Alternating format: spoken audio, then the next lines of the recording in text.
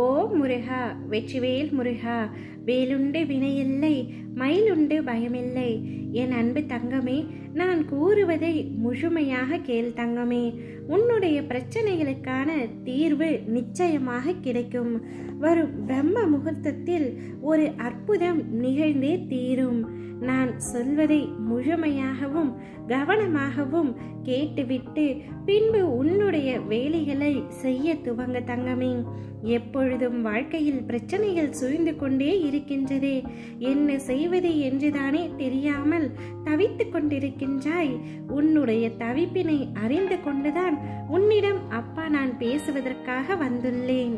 முதலில் தேவையில்லாத சிந்தனைகளை நீ செவி கொடுக்காதே. உன்னுடைய மனதை தூய்மைப்படுத்திக்கொள். உன்னுடைய நோக்கம் எதுவென்பதை முதலில் தீர்மானம் செய். அதுவே இலக்கு என்பதை உறுதி செய்து கொள். கையில் பணம் இல்லையே, உடலில் வலுவில்லையே, உதவி செய்ய நண்பர்கள், உற்றார்கள், உறவினர்கள் என்று யாருமே இல்லையே என்றெல்லாம் யோசித்து உன்னுடைய பொன்னான நேரத்தை வீணடிக்காதே. எதற்காகவும் பயப்படாதே, எதற்காகவும் தயங்காதே. இலக்கை நோக்கி அடியெடுத்து வை. தொடர்ந்து முன்னேறு. சோதனைகள் விலகும், பாதைகள் தெளிவாகும். நோக்கத்தை நீ நிச்சயமாக அடைந்தே தீருவாய்.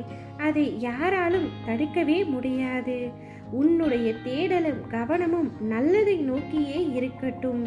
ஏனெனில் நீ எதை தேடுகின்றாயோ, எதில் அதிக கவனம் செலுத்துகின்றாயோ அதைத்தான் நீ கண்டடைய முடியும். ஒவ்வொரு நாளும் முயற்சியை விதைத்து கொண்டே இரு. முடிந்துவிட்டதே என பலர் நினைக்கையில் அந்த இடத்திலேயே மீண்டும் உதயமாவதும் வெற்றியின் சிறந்த தொடக்கம்தான். தேடி அலைந்து கொண்டே இரு. வேண்டியது கிடைக்கும் வரை. அது உன் அருகில் இருந்தால் அதிர்ஷ்டம், தூரத்தில் இருந்தால் நம்பிக்கை, கிடைக்காமல் போனாலோ அனுபவம். அவ்வளவுதான் வாழ்க்கை என்ற நிலைக்கு நீ முதலில் வா. துன்பம், துயரம் அனைத்தும் பொதுவானதுதான். ஆனால் கையாளும் விதம் வெவ்வேறானது. சிலர் தடுமாறி சோர்ந்து முயலாமல் முடங்கி விடலாம். சிலர் விடாமல் முயன்று சாதித்து தடம் பதித்திடலாம். நாம் முயற்சி செய்வதும் சாதிப்பதிலும் தான் நம்முடைய வெற்றி உள்ளது.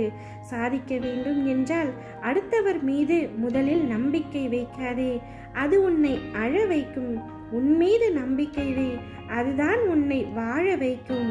அதேபோல் மாற்றான் விஷயத்தில் ஒரு நாளும் நீ தலையிடாதே. அவரவர்களின் விதி எப்படியோ அப்படிதான் அவருடைய வாழ்க்கை நடக்கும். நீ அதில் சென்று தலையிட்டு பின்பு உனக்குத்தான் கெட்ட பெயர். எல்லாம் போதும் தங்கமே. மற்றவர்கள் உன்னை அவமானப்படுத்தியதும் போதும், அதற்காக நீ அழுததும் போதும். இனி மற்றவர்களை பற்றி யோசிக்காமல் உன்னை பற்றி யோசி. அப்பா, நீங்களா இவ்வாறு கூறுகிறீர்கள் என்றுதானே கேட்கின்றாய்? ஆம் தங்கமே, நான் தான் கூறுகின்றேன். உனக்கே உன்னுடைய வாழ்க்கையில் பல கஷ்டங்கள் இருக்கின்றது. அதை தாண்டி நீ அவர்களுக்கு உதவி செய்து பின்பு அதன் மூலமும் உனக்கு எந்த ஒரு நல்ல பெயரும் இல்லை என்றால் நீ உதவி செய்தலில் எந்த பயனும் இல்லை. தனக்கு போகத்தான் தானமும் தர்மமும் என்ற பழமொழி உனக்கு தெரியாதா தங்கமே? உனக்கே தீர்க்க முடியாத பல சுமைகள் இருக்கின்றன. அதனை முதலில் தீர்த்து கொள்ள வழி தேடு. அதேபோல் உன்னை சுற்றி இருப்பவர்கள் கஷ்டப்பட்டாலும் ஏதேனும் அவமானப்பட்டாலும் அதேபோல் உனக்கும் நடந்துவிடுமா என்ற பயத்தை முதலில் உன் மனதிலிருந்து தூக்கி எறிந்துவிடு. அது அவரவர் கர்மா. அவரவர் அனுபவித்தே ஆக வேண்டும். எல்லாவற்றையும் உன்னுடைய மனதில் ஏற்றிக்கொண்டு அதனை நீ சுமக்காதே. உன்னுடைய வாழ்க்கை மிக பிரகாசமாக இருக்கும் என்பதை உன் அப்பா நான் வாக்களிக்கின்றேன்.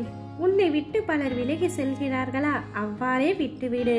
அவர்கள் விலகி செல்வதனால் உன்னுடைய வாழ்க்கை முடிந்துவிட்டது என்று அர்த்தமில்லை. உனக்கு நன்மை செய்யவும் உனக்கு அன்பு பாராட்டவும் உன் அப்பா நான் இருக்கின்றேன். வரும் பிரம்ம முகூர்த்தத்தில் நிச்சயம் உன்னுடைய வாழ்க்கையில் ஒரு சந்தோஷமான விஷயம் அரங்கேற உள்ளது. சந்தோஷத்தை வரவேற்க தயாராக இரு தங்கமே. நல்லதை நினை, அதுவே போதும். ஓ முருகா, வெற்றிவேல் முருகா.